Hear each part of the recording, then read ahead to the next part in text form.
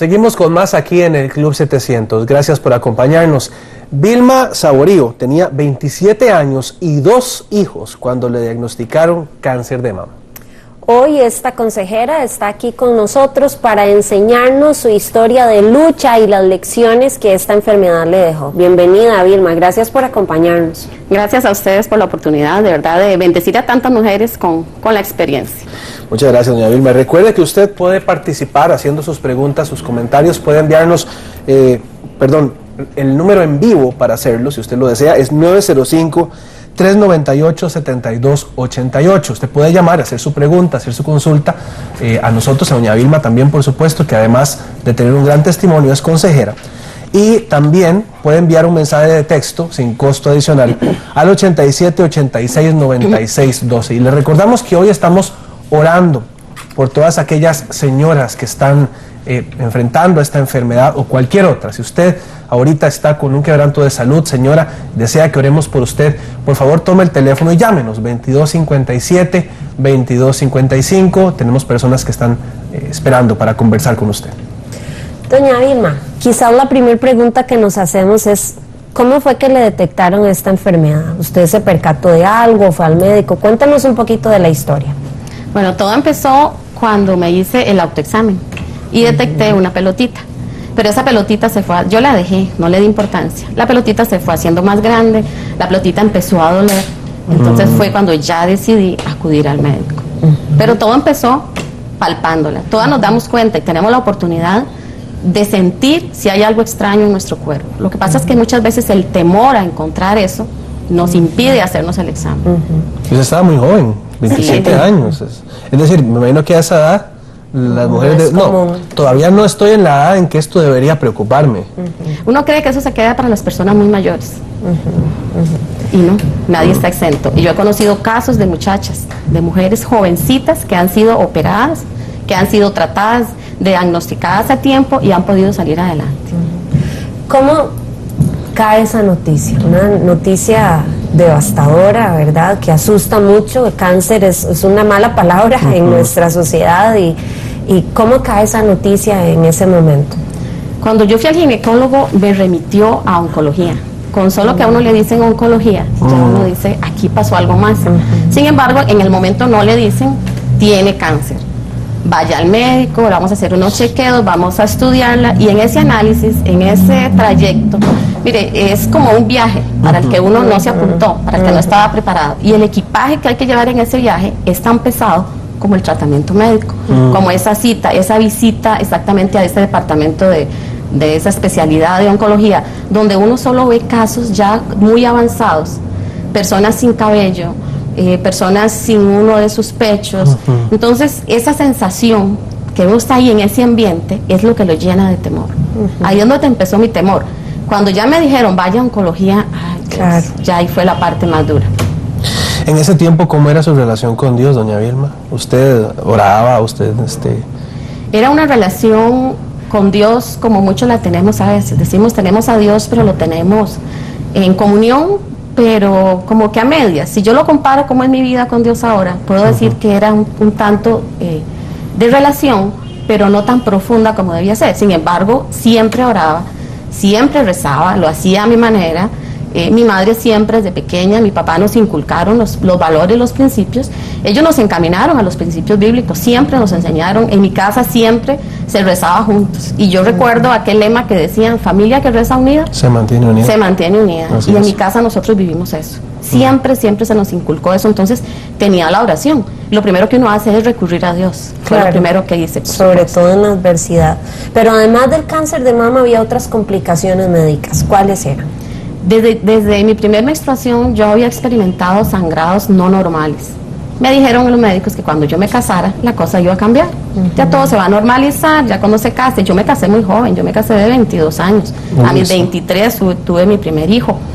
Y el sangrado siguió, la molestia siguió, era un problema de endometriosis que puede acabar también en cualquier otra cosa. Ya había herencia por parte de mi madre, que ella también había experimentado eso. Ya fue histerectomada a los 27 años, fue muy joven. La Entonces, histerectomía ya es la extracción del útero, por problemas de sangrados o que el útero se vuelve, por muchas complicaciones en el útero. Entonces, siempre tenía que estar en control por esa parte. Sin embargo, yo tenía ya 2 hijos y los médicos luchan hasta el final por darle a uno un tratamiento para mejorar la situación, para no llegar a una cirugía tan joven, porque a los 24, 25, 26 años todavía era muy joven. Fue entonces cuando quedé embarazada de mi último hijo.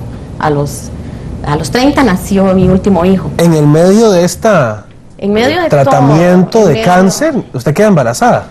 Yo estuve siguiendo el tratamiento, fui muy obediente, miren, y esa es una de las cosas que yo quiero dejar muy claro esta mañana. El tratamiento, si usted lo sigue al pie de la letra, si la enfermedad se detecta a tiempo, tiene cura. El cáncer se puede curar, pero si nosotras como mujeres hacemos nuestra parte.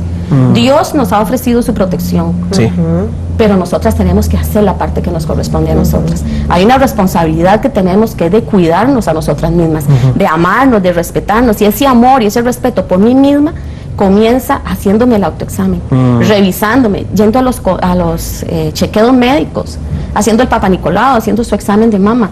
Es ahí donde comienza tempranamente la prevención de cualquier enfermedad. Es que siempre hablamos tal vez del templo del Espíritu Santo, pero más que todo de lo que comemos o bebemos. Y la verdad es que es un concepto más amplio, implica cuidar la salud, hacerse exámenes, estarse pendientes. Creo que ese es un buen consejo. La salud es preventiva. Mi esposo siempre me dice, uno hay que orar cuando estamos enfermos, hay que orar antes. Ore por su cuerpo, y él es uno que cuando se baña nos dice, mire, cuando se bañan acostúmbrense, bendigan su cuerpo, y nosotros lo tenemos como costumbre como familia. Eso mismo. Le ordeno a mi cuerpo funcionar bien porque Dios lo creó perfecto.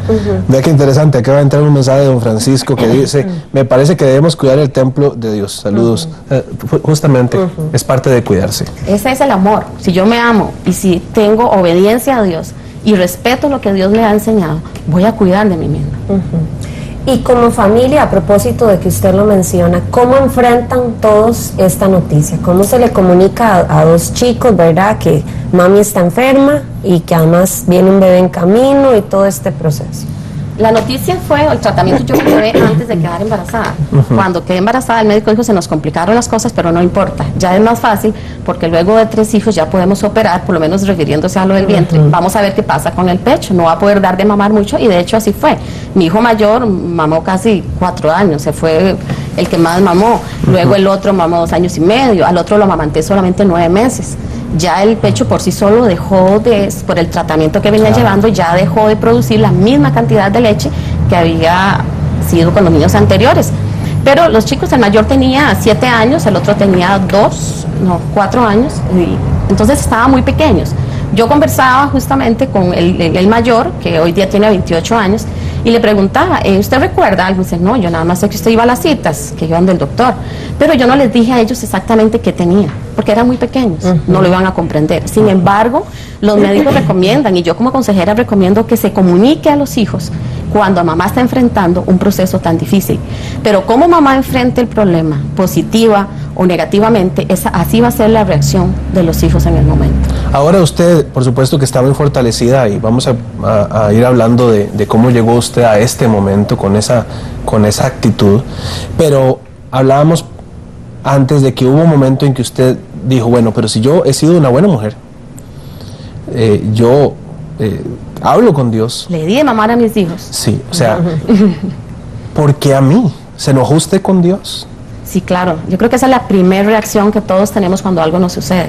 El reclamar por qué a mí y volver a ver hacia atrás qué pude haber hecho bien para que esto no sucediera. Entonces ahí fue donde yo dije, pero yo le di de mamar tanto a mis 2 hijos, porque yo había leído desde joven. Era un factor de protección. Era un factor de protección, y sin embargo no lo es. Ya vemos que no lo es. ¿Qué hice? Me asoleé tanto. ¿Sería por el sol? Yo no fumaba, yo no tomaba. Pero sí analiza uno las cosas que uno ha vivido, creyendo buscar una razón, una respuesta en eso. Uno se enfada, le reclama a Dios, pero lo más importante es saber que llega un momento de quietud donde ya uno, al estar sola con Dios, va a ser como hizo Jesús. Tenemos un ejemplo claro que fue Jesús, muy cercano a la muerte, muy cercano a ir a su muerte de cruz. Él buscó el refugio en su Padre. Él buscó en la soledad. Y es ahí, en esos momentos de soledad, donde uno es fortalecida, donde nosotras mujeres nos fortalecemos, los hombres igual, pero es en esa comunión. Es donde uno entiende, no tengo una respuesta de Dios audible, que me diga va a pasar esto, pero es la esperanza. Pero no es la esperanza sobre la esperanza en vano, sino esperanza en la promesa. Yo en ese momento no lo entendía mucho, pero yo decía, bueno, mi fe, mi mamá hacía sus oraciones. Me parece recordar, yo le comentaba a Esteban, me parece recordar la imagen que yo tengo cuando yo salí para el hospital, el día que iba a hacer el último examen, ultrasonido, ya para que me internaran y me operaran, ver a mi mamá con mi hijo menor en brazos, y los otros estaban en la escuela. Y esa es la imagen que yo recuerdo. Yo volví a ver hacia atrás y la vi a ella con el chiquito en brazos, y ella tenía en su mano, no recuerdo si era una Biblia, una oración, no sé, algo tenía. Ella me dijo, usted vaya tranquila que Dios va a hacer. Y yo aquí quedo pidiéndole a Dios, y Dios va a hacer. Y hasta el día de hoy, ella nos encomienda a Dios, y ella ora, y ella le pide a Dios a su manera, porque todos oramos de diferente manera, claro, pero ella lo hace. Y yo lo hacía a mi manera, mi esposo a la de él, pero el apoyo de la familia es definitivamente lo más importante en una situación de crisis. ¿Cuál fue el rol que, a propósito de lo que usted menciona, jugó la fe al interno de la familia? O sea, no era solo su relación con Dios, sino era también todos, ¿verdad?, afectados por esto. En ese momento, como le digo, mi relación con Dios era tal vez muy superficial a la que yo tengo hoy en día, pero sin embargo esta situación nos vino a unir más. Mi esposo es una persona muy positiva, muy positivo. Él nunca ve nada negativo, él todo lo ve, algo bueno va a salir, algo bueno va a pasar, de esto vamos a aprender. Él siempre tiene esas frases, y su confianza siempre estuvo puesta en Dios. Yo anoche justamente le preguntaba, me dice, ya ni me acuerdo, Dios, yo sé nada más que Dios estaba ahí, y él rezaba a su manera, mi mamá a la suya, yo a la mía. En algún momento lo hicimos juntos o por separado, pero la fe en Dios era ahí. Sabíamos que teníamos un Dios que nos iba a responder de alguna manera. El tema también es que, aunque uno está buscando es conversar con Dios, creerle a Dios, nunca faltan las vocecitas, y tal vez usted que me está viendo en casa sabe de lo que le estoy hablando. No falta la vocecita que se te acerca y dice, ay, mira, qué mal, cómo lo siento. Es decir, del desaliento. Del desaliento, ¿verdad? Que uno está tratando de luchar, que uno está buscando fuerzas, y aparece aquella con aquellas palabritas. ¿Se encontró usted con eso? Sí, claro. Recuerdo exactamente, alguien cercano a la familia fue una prima. Ay, pobrecita, ¿cómo puede ser? Y me hizo todo el drama, ¿verdad? Y yo recuerdo que yo de momento titubeé, y sí me puse a llorar con ella. Y no es que esté malo llorar, debemos expresar nuestras emociones. Dios nos puso sentimientos que debemos de sacar a la luz. Pero en ese momento yo no necesitaba que se pusieran a llorar conmigo. Y mi actitud, mi positivismo era volver a ver a mis hijos. Creo que fue mi mayor motivación. Volver a ver a mis hijos, que estaban tan pequeños, que aunque tenían a la abuelita o a mi hermana que siempre cuidaba de ellos, cuando alguna cita, alguna cosa que yo necesitaba, mi hermana, mi mamá estaban ahí, yo sabía que no eran sus hijos, y que yo tenía sueños de verlos a ellos crecer. Yo tenía ese anhelo de toda madre, verlos graduarse, trabajar, llegar a ser grandes. Entonces mi mayor motivación fue mis hijos. Y en esta lucha entre la fe de lograr eso y la realidad, o sea, ¿qué le decían los médicos? ¿Cuál era el pronóstico médico para su condición? Los médicos a uno siempre le dan esperanza, por lo menos los que trataron conmigo. He escuchado personas que a los médicos les hablan muy crudo o muy rudo. En mi caso, siga el tratamiento, no pierda las citas. Yo iba a todas las citas, a todos los tratamientos. Era espantoso estar en esa sección de oncología, ver tantas cosas tristes, pero sin embargo el médico siempre fue positivo, siempre me dijo siga el tratamiento, persevere, y yo creo que eso es poner la fe en práctica. Si yo tengo fe, Hebreo nos dice, es perseverar, es seguir hasta ver la respuesta. Pero el perseverar es también ser obediente al médico, a los tratamientos, a seguirlo al pie de la letra. Yo seguía al pie de la letra el tratamiento, lo fui haciendo, cumplía todo, y es ahí donde la fe está siendo puesta en práctica. Bien, vamos a una pausa, pero cuando regresemos, Vilma Saborío nos está contando su historia de sobrevivencia al cáncer de mama. ¿De dónde tomó ella la fuerza para no doblegarse frente a esta enfermedad? Ya regresamos. Recuerde que usted nos puede visitar también en nuestro sitio en internet www.club700costarrica.com. Ahí puede ver nuevamente esta entrevista, está siempre disponible. Ya regresamos.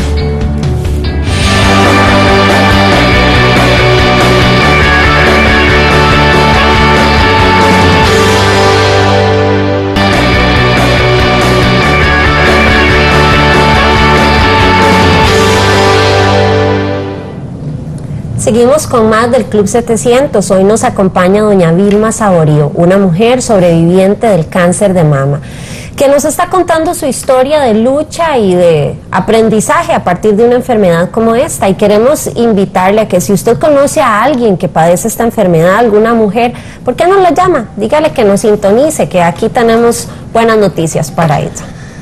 Le recordamos también que usted nos puede hacer llegar sus preguntas, sus comentarios. Tiene dos opciones. Puede hacerlo llamando acá a la línea en vivo 905-398-7288 y también vía mensaje de texto 8786-9612. No tiene costo adicional. Y también le recordamos que hoy estamos orando por todas aquellas mujeres que están atravesando esta enfermedad, sin duda muy dolorosa, pero como estamos aprendiendo hay esperanza. ¿Y por qué no nos llama? Queremos orar por usted. También se está atravesando por algún otro padecimiento. Con mucho gusto estaremos orando por todas ustedes al 2257-2255. Doña Vilma, nos contaba usted ahora que una de las primeras reacciones es enojarse con Dios y preguntarle por qué a mí, ¿verdad? Si yo había hecho todo bien como para que no me saliera esto en el camino. ¿Cómo se logra superar ese enojo? ¿Llega uno en algún momento a reconciliarse, digamos, con Dios y con la situación? Sí, es normal. Yo pienso que es normal el enojarse, el sentir dolor, el deprimirse, el no querer escuchar a nadie, pero eso no es una buena solución. La sanidad empieza cuando yo empiezo a hablar de lo que me está pasando. Cuando el ser querido que se acerca y me dice o me quiere apoyar, cuando yo abro mi corazón para realmente sacar y decir qué estoy sintiendo, es muy importante. Ahí es donde empieza a... esa es la primera sanidad que debemos de tener, la sanidad espiritual.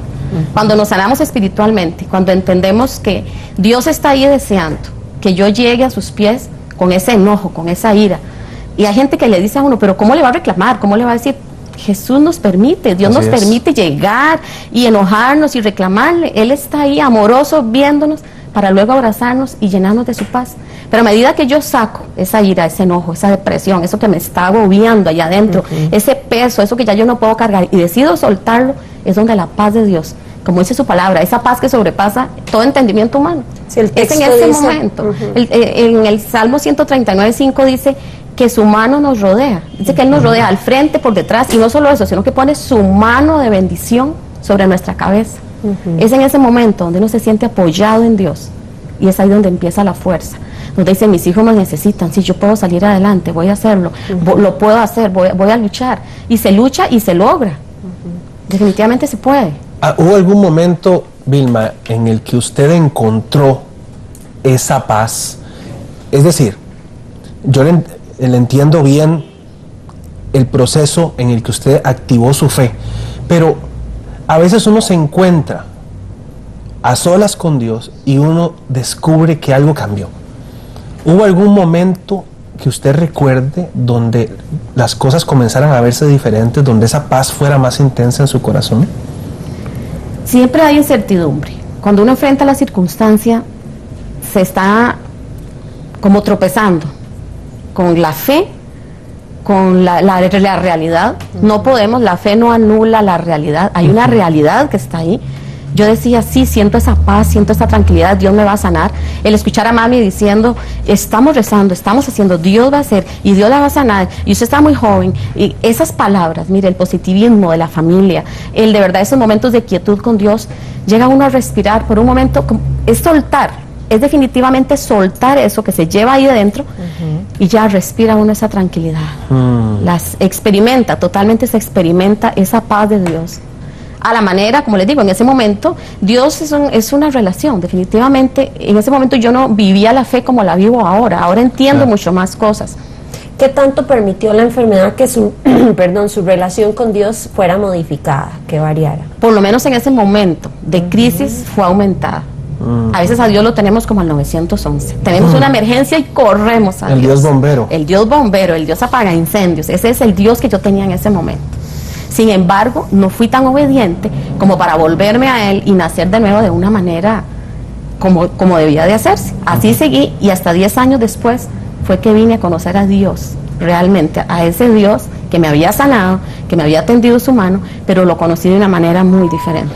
Volviendo a eso, porque antes de llegar a ese momento de intimidad que usted evidentemente tiene ahora, hubo un momento en que los médicos le dieron a usted finalmente una buena noticia. Cuéntenos qué fue lo que le dijeron. Ay, esa fue la parte más linda. Cuando luego de seguir el tratamiento, luego de orar, luego de amamantar a mi hijo tan poco tiempo, esa parte me dolía montones, porque yo dije, es el último, yo quiero darle de mamar como 5 años, como 4 años, porque crecen tan sanos y tan fuertes. Sin embargo, solo fueron 9 meses. Cuando terminó el tratamiento y la pelotita seguía, había crecido, seguía doliendo, había cambiado de color, todo estaba más bien peor según la vista humana, estaba peor. Yo no había dejado el tratamiento, voy a una de las citas y el médico me dijo, bueno, no, doña Vilma, ya ahora no hay más que hacer, vamos a tener que hacer otras pruebas más profundas. Ya me habían hecho un examen, creo que es biopsia, no sé cómo se llama, con una aguja que la hacían en ese tiempo, pero necesitaban ya hacer algo mayor, que era un ultrasonido, otro tipo de biopsia, ya tenían que operar. Entonces fue ese día que les digo que yo recuerdo que mi mamá se quedó en la casa con mi hijo menor, de 1 añito y pocos meses, en sus brazos, y yo me fui al médico a hacer ese famoso examen, para luego ya proceder a la cirugía. ¿La cirugía de qué iba a ser? La cirugía era para sacar la pelotita y examinarla, hacerle más pruebas, porque ya el médico estaba más confundido de que había crecido, de que la masa en ese tiempo eran radiografías, ultrasonido, yo creo que no era tan moderno como el que tenemos ahora, eran rayos X y se veía la masa que había crecido, había aumentado, toda la parte izquierda de la mama ya había invadido mucho más. Fue entonces donde se intensificó la oración en mi casa, no habíamos dejado de rezar en ese tiempo a la manera que lo hacíamos. Cuando yo fui a hacer ese examen, el médico se sorprendió mucho y me dijo, no encuentro nada. Y yo me quedé, ¿cómo?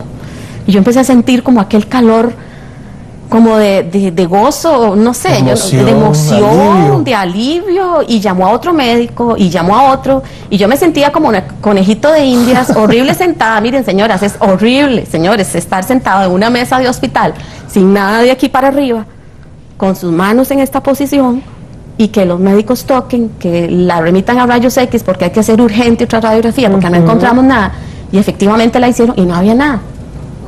No había nada, ya la pelotita no estaba, la pelota, porque ya era más grande, ya la masa, ellos le tienen un nombre específico, pero ya no estaba. ¿Cuánto tiempo después de haber sido usted diagnosticada, digamos, mientras tomó el tratamiento y todo eso? ¿Cuánto llevaba? 2 años y algo, casi los 3 tamaño años. Fue poco. mucho tiempo donde ellos tratan, por eso insisto, si se detecta a tiempo, hay mecanismos, hay tratamientos que comienzan con algo tan simple como tomar vitamina E, ese es el primer tratamiento. Cambios en algunas comidas, modificaciones de la dieta definitivamente se hacen, pero a partir de ahí comienza el tratamiento, lo van intensificando, se va modificando, van haciendo, las citas son muy seguidas, son cada 3 meses, cada 2 meses, son muy seguidas. Sin embargo, sucede algo curioso, cuando ya el médico vuelve a hacer exámenes, hacen la radiografía, insisten, hicieron una junta médica y ven que ya no había nada. Ese día que fui yo, fue esa cita que fui por otro resultado, que mi mamá dijo, usted vaya tranquila. Y yo fui tranquila, pero en el fondo, miren, en el fondo hay algo ahí que le habla a uno y está el temor siempre. Sí. La parte humana, esa incredulidad que siempre nos queda, y si todavía está. Fe versus realidad. Versus circunstancia. Tenemos una llamada telefónica. Muy buenos días. Sí, buenos días. ¿Cómo está usted, señora? Muy bien, gracias a Dios. Adelante con su consulta, por favor.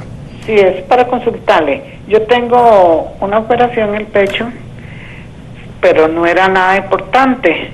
Era como medio jabón que tenía. Y luego ahora, bueno, me duele mucho. La tengo llena de peloticas. Y entonces a mí me preocupa porque yo paso con mucho dolor. Yo me froto en la noche o así, para arriba, porque me pongo cofal. Pero siempre me duelen las pelotillas, son como bolas de vidrio. ¿No la ha visto ningún médico, señora? Sí, pero no sé, en el Calderón me han hecho la mamografía, pero a mí me preocupa porque sí, lo tengo muy lleno de... Luego hoy me estuve tocando y me las toco. Entonces quería consultarle a ver qué... ¿Qué le aconseja? Claro. Muchas gracias, doña Vilma. ¿Qué se le puede decir a esta señora por su experiencia? Esto es algo... hay pelotitas que a veces están dentro de lo normal porque el pecho es un músculo, entonces hay pelotitas que están dentro de lo normal que son benignas. Sin embargo, la mamografía es la clave. La mamografía dice si hay o no hay algo que sea peligroso, pero yo no me dejaría, no me quedaría simplemente con que no me duelen, o si me preocupa porque le duelen también. Hay que insistir. Ir al médico y que le haga otro chequeo o llevar la mamografía, si ya la tiene, lleve la mamografía, que sea revisada y que le hagan un examen también. Para determinar qué tan benigno es, pero todo uno debe de acudir al médico. Insisto, la obediencia, señora, no se descuide, es muy importante que usted vaya y el médico sea el que le diga, ya no hay ningún problema. Tenemos otra llamada, buenos días. ¿Aló? ¿Aló? Sí, buenos días, adelante con su consulta. Bueno, yo a la señora no le quiero hacer ninguna pregunta, sino que lo que quiero contarles es que yo soy una señora de 83 años, hace 2 meses me hicieron esa operación del seno y me lo quitaron, porque tenía un tumor ahí canceroso. Pero si yo algún día puedo ir a dar el testimonio de cómo que yo no sentía nada, no se siente nada. Entonces, yo me lo fui a hacer de casualidad. A los 2 meses de muerto mi esposo. Antes no había ido por eso, porque estaba cuidándolo. Y yo no sé si a usted les parece que yo algún día vaya a dar el testimonio. ¿Podría comunicarse con nosotros, señora? Al 2257-2255 es el número de nuestro centro de consejería, pero también ahí le contesta nuestra secretaria. Usted deja el número ahí y nosotros nos ponemos en contacto con usted, porque siempre nos gusta investigar un poquito a todas las personas que vienen acá, conversar con ellas. Le agradezco mucho que su interés, llámenos y nos ponemos en contacto con usted. Muchísimas gracias. Esteban, algo muy importante que rescato de esta llamada, no siempre el cáncer duele y no todo tumor termina en cáncer. Eso hay que tenerlo muy claro. Por eso lo importante de ir y que el médico sea el que diagnostique realmente. Porque a veces por eso se llama el enemigo silencioso. A veces no duele. Hay casos en que se nos apercibe con el dolor, otros donde lo podemos palpar, pero en algunos casos no.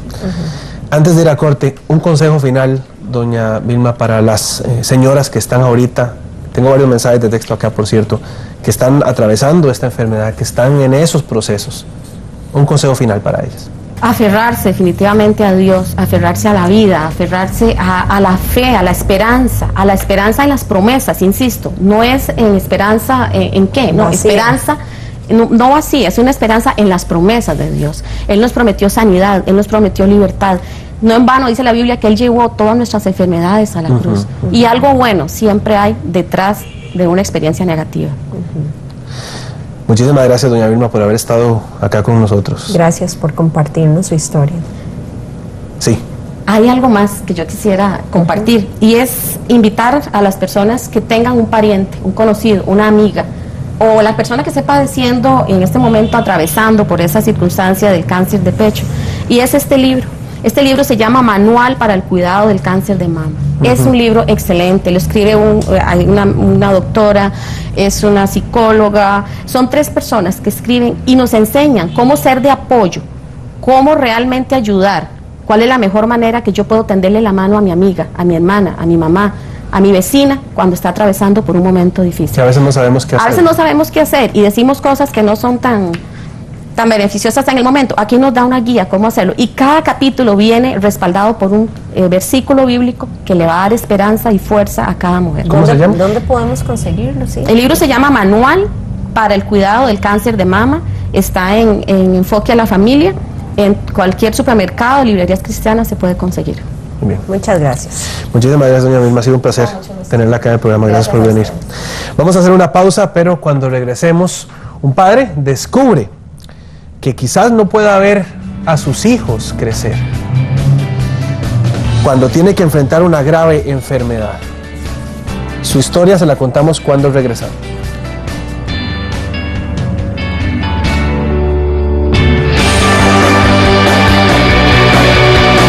texto sin costo adicional al 87 86 96 12. Y le recordamos que hoy estamos orando por todas aquellas señoras que están enfrentando esta enfermedad o cualquier otra. Si usted ahorita está con un quebranto de salud, señora, desea que oremos por usted, por favor tome el teléfono y llámenos, 2257, 2255. Tenemos personas que están esperando para conversar con usted. Doña Vilma, quizás la primera pregunta que nos hacemos es, ¿cómo fue que le detectaron esta enfermedad? ¿Usted se percató de algo, fue al médico? Cuéntanos un poquito de la historia. Bueno, todo empezó cuando me hice el autoexamen y detecté una pelotita. Pero esa pelotita se fue, yo la dejé, no le di importancia. La pelotita se fue haciendo más grande, la pelotita empezó a doler. Entonces fue cuando ya decidí acudir al médico. Pero todo empezó palpándola. Todas nos damos cuenta y tenemos la oportunidad de sentir si hay algo extraño en nuestro cuerpo. Lo que pasa es que muchas veces el temor a encontrar eso nos impide hacernos el examen. Usted estaba muy joven, 27 años. Es decir, me imagino que a esa edad las mujeres... todavía no estoy en la edad en que esto debería preocuparme. Uno cree que eso se queda para las personas muy mayores. Y no, nadie está exento. Y yo he conocido casos de muchachas, de mujeres jovencitas que han sido operadas, que han sido tratadas, diagnosticadas a tiempo y han podido salir adelante. ¿Cómo cae esa noticia? Una noticia devastadora, ¿verdad? Que asusta mucho. El cáncer es una mala palabra en nuestra sociedad. ¿Y cómo cae esa noticia en ese momento? Cuando yo fui al ginecólogo me remitió a oncología. Con solo que a uno le dicen oncología, ya uno dice, aquí pasó algo más. Sin embargo, en el momento no le dicen, tiene cáncer. Vaya al médico, le vamos a hacer...